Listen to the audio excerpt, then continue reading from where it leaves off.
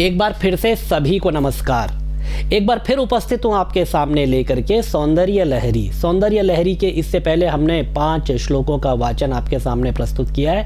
आइए क्रमशः आगे के श्लोकों का वाचन करें और उनके सामान्य भाव को समझने का प्रयास करें।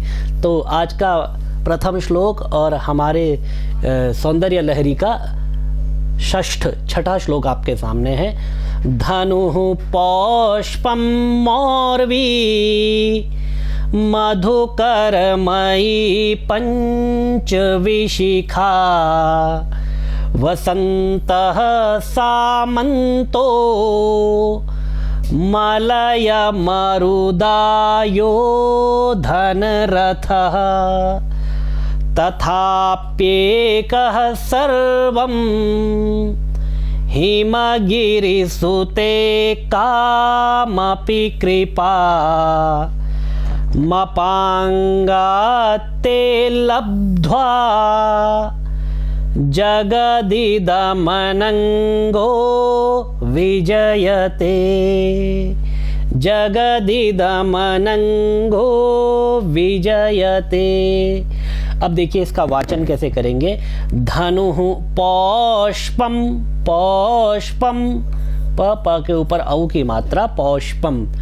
मौर्वी मधुकरमयी पंचविशिखा, स्पष्ट है, आसान शब्दावली है। वसन्तः सामन्तो मलयमरुदा। देखिए कहाँ कहाँ पर ब्रेक करना है। मलयमरुदा यो धनरथः तथाप्येकः, तथाप्येकः, तथाप्ये आधा प और फिर उसमें य तो पेकः, तथाप्येकः, तथा अपि एकः विच्छेद करेंगे तो ऐसे हो जाएगा, लेकिन पढ़ना है आपको। तथाप्येकः सर्वं हिमगिरिसुते कामपि कृपा मपाङ्गात्ते, मपाङ्गात्ते लब्ध्वा। देखिए मपाङ्गात्ते ऐसे भी आप लिख सकते हैं। ये जो बिंदी है यहाँ पर, ये अनुस्वार जो है यहाँ पर ङ के रूप में आ गया, तो मपाङ्गात्ते लब्ध्वा, लब्ध्वा जगदिदमनङ्गो। देखिए मनंगो, जगत इदम अनंगो, अनंगः तो संधि हो जाएगी तो मनंगः। तो इसमें म न और ऊपर बिंदी लगा के मनंगो ऐसे भी आप पढ़ सकते हैं। और ये बिंदी की जगह यदि आप यहाँ पर ङ लगा देते हैं तो आप अनुस्वार को इस तरह से भी पढ़ सकते हैं। मपाङ्गात्ते लब्ध्वा जगदिदमनङ्गो विजयते। अब भगवती की कृपा देखिए व्यक्ति के ऊपर कैसे हो जाती है। जब भगवती की कृपा होती है तो व्यक्ति कैसे भी अपने कार्यों को करता है, उसके सभी कार्य समाज कल्याण के लिए हो जाते हैं। ऐसे ही भगवती की कृपा पात्र आदरणीय एडवोकेट उत्तरा जी, जिनके सहयोग से यह वीडियो आप लोगों तक पहुंच रहा है।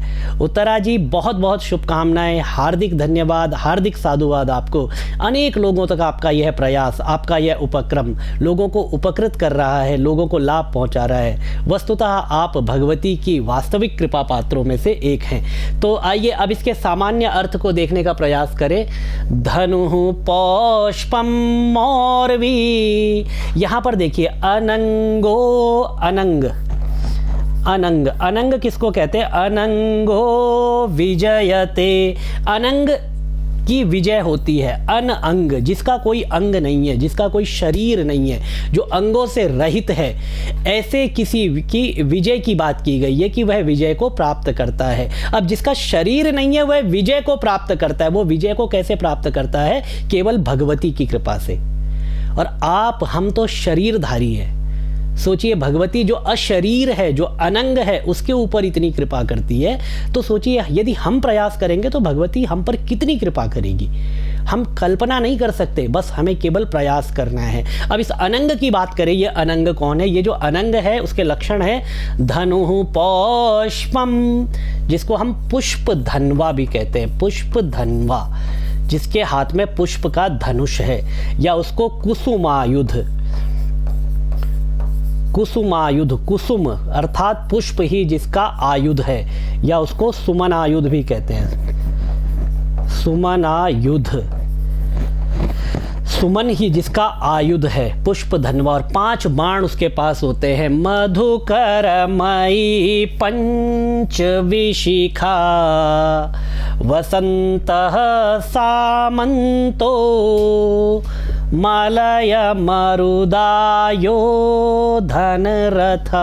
बात कर रहे हैं कामदेव की, पुष्प धनवा कामदेव की, जो कि भगवान शिव के तृतीय नेत्र की ज्वाला से भस्म हो गया था, और उस समय से वह अशरीर ही केवल भाव रूप में व्याप्त था। तो अनंगो विजयते, ऐसे अनंग भी विजय को प्राप्त करता है, किसकी कृपा से?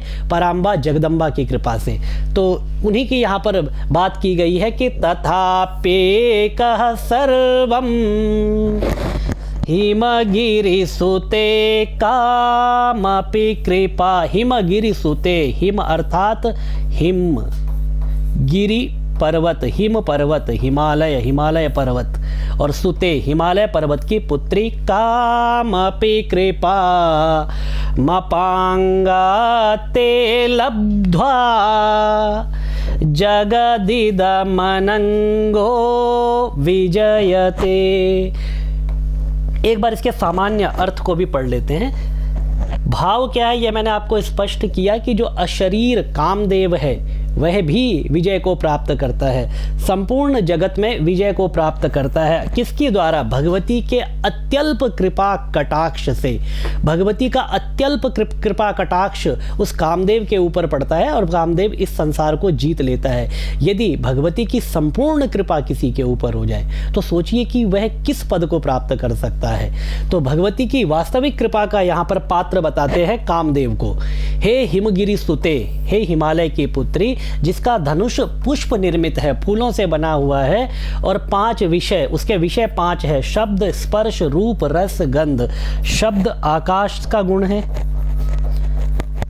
और स्पर्श रस, रूप चक्षु, चक्षु मतलब नेत्रेंद्रिय, और रस स्पर्श, स्पर्श वायु का है, रस, रस जो है जिह्वा का, और गंध पृथ्वी, और रस ये जल का भी गुण है। जिह्वा इसकी इंद्रिय है और जल इसका द्रव्य है। जल द्रव्य का गुण रस है, पृथ्वी द्रव्य का गुण गंध है। और वसंत ऋतु ही जिसका योद्धा सामंत है, वसंत ऋतु ही जिसका योद्धा सामंत है या योद्धा है, ऐसे कामदेव भगवती के अत्यल्प कृपा कटाक्ष के द्वारा एकाकी, अकेला ही कामदेव, भगवती का अत्यल्प कृपा कटाक्ष उस पर पड़ता है और अकेला ही वह समस्त संसार को जीत लेता है। तो इसीलिए भगवती की कृपा प्राप्त करने का प्रयास करें। निसंदेह व्यक्ति, अब छोड़िए, हमें कोई दिग्विजय नहीं करना है, हमें कोई संसार को नहीं जीतना है, लेकिन व्यक्ति का व्यक्तिगत रूप से कल्याण अवश्य हो जाएगा। और जब व्यक्ति का व्यक्तिगत रूप से कल्याण हो जाएगा, निसंदेह वह इस समाज के कल्याण के लिए कार्य करेगा। आइए आगे बढ़ते हैं। आप लोग ये वीडियोस को देखते हैं, सुनते हैं, समझते हैं, लोगों तक प्रेषित करते हैं, तो वस्तुतः आप भी समाज का कल्याण कर रहे हैं। ये शास्त्र शिक्षण की परंपरा को, यदि आप इस परंपरा से जुड़ना चाहते हैं तो इसमें संस्कृत साहित्य, संस्कृत लैंग्वेज, व्याकरण, Durga Saptashati, Bhagavad Gita, Bhagavat Mahapuran, all स्तोत्रास, Vedas, Sahasranama स्तोत्रास and many more, बहुत कुछ इसमें जो है आपको अध्ययन कराया जाएगा, प्राचीन परंपरा से आपको पढ़ाया जाएगा। यदि आप जुड़ना चाहें, अब आप यहाँ पर यदि सीखने के इच्छुक हो तो आप इस नंबर पर व्हाट्सएप या कॉल कर सकते हैं। आपको आगे की प्रक्रिया वहाँ बता दी जाएगी। आइए अगले श्लोक की तरफ आगे बढ़े। ठीक है ना स्क्रीन पर? यस। क्वणत् कांची दामा करिकलभ कुंभ स्तन भरा परीक्षीणा मध्ये परिणत शरच्चंद्रवदना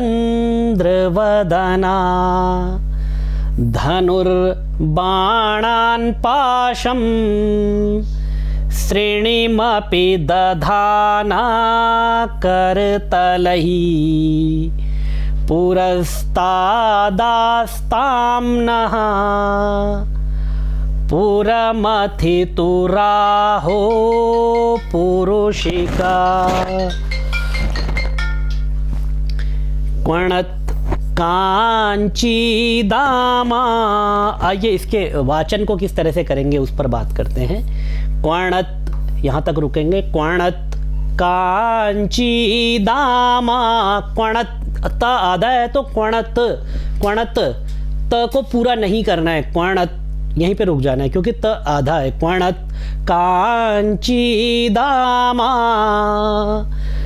करिकलभ कुंभ स्तन भरा। कहीं पर नता पाठ भी मिलता है, करिकलभ कुंभ स्तन नता, कहीं कहीं पर ऐसा पाठ मिलता है। तो जो भी पाठ आपके पास हो वह सही है। परीक्षीणा मध्ये परिणत शरत, परिणत शरत, शरत ये आधा चा है ना, इस चा तक ले लेंगे। शरत, शरत चंद्रवदना। शरत चंद्र है, शरत, शरत, शरद, शारदीय चंद्रमा, शरद ऋतु के चंद्रमा की बात की गई है। तो शरत चंद्रवदना। धनुर्बाणान, धनुर ये वाला र ले लेंगे, ठीक है। धनुर्बाणान पाशम श्रेणीमपि दधाना करतलही। श्रेणीमपि जैसे वृक्ष लिखते हैं ना तो नीचे लगाते हैं री, तो व्री, री का उच्चारण करते हैं। वैसे ही यहाँ पर श्रेणी, स के नीचे री लगा है तो श्रेणीमपि दधाना करतलही। तलही, तलही, ल के ऊपर ऐ की मात्रा और उसके बाद विसर्ग, तृतीया बहुवचन। पुरस्तादास्ताम्नः, पुरस यहाँ तक तादास, पुरस्तादास्ताम्नः पुरमथितुराहो पुरुषिका।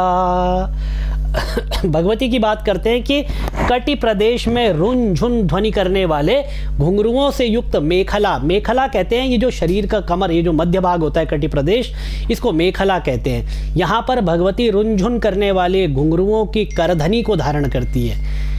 और आगे भगवती के बारे में बताते हैं, मेखला को बांधे हुए हस्ती शावक के समान, हस्ती शावक हाथी का जो छोटा शावक बच्चा होता है उसके समान मस्तक पर निकले हुए, कुंभ के समान स्तनों के भार से अवनत हुई, अर्थात स्तनों के भार से झुकी हुई, मध्य भाग में क्षीणता को प्राप्त, शारदीय पूर्णिमा के चंद्रवत मुख वाली। भगवती का मुख कैसा है? जिस प्रकार शरद ऋतु का पूर्ण चंद्र होता है, वह जितना प्रकाशित होता है, जिस तरह से उज्जवल होता है, कांतिमान होता है, उसी तरह से भगवती का मुख भी उज्जवल और सुशोभित होता है, अत्यंत कांतिमान है। और भुजाओं में भगवती ने जो अस्त्र शस्त्र धारण किए उसमें धनुष, पंचबाण, पाश, अंकुश, ये 5 उन्होंने ये अपने चारों भुजाओं में 1 2 3 4 चारों भुजाओं में ये अस्त्र शस्त्र धारण किए हैं। और भगवती कैसी है? त्रिपुरारी, भगवान शंकर की। आहो पुरुषिका, आहो पुरुषिका के रूप में है। भगवान शंकर की आहो पुरुषिका के रूप में भगवती, हे भगवती आप मेरे सामने सदैव विद्यमान रहो। त्रिपुरारी की आहो पुरुषिका के रूप में, भगवान देवादिदेव महादेव की आहो पुरुषिका के रूप में आप सदैव मेरे सामने विद्यमान रहो, यह भगवती से प्रार्थना की गई है। तो आज के वीडियो में बस इन 2 श्लोकों के साथ ही हम विराम लेंगे। आगे के वीडियो आपको बहुत शीघ्र जिस तरह से प्राप्त हो रहे इसी तरह से प्राप्त होते रहेंगे। आप निरंतर अभ्यास करते रहें। भगवती के चरणों में आपकी प्रीति सदा बनी रहे। ओम भगवत्यै पराम्बायै जगदम्बिकायै नमः।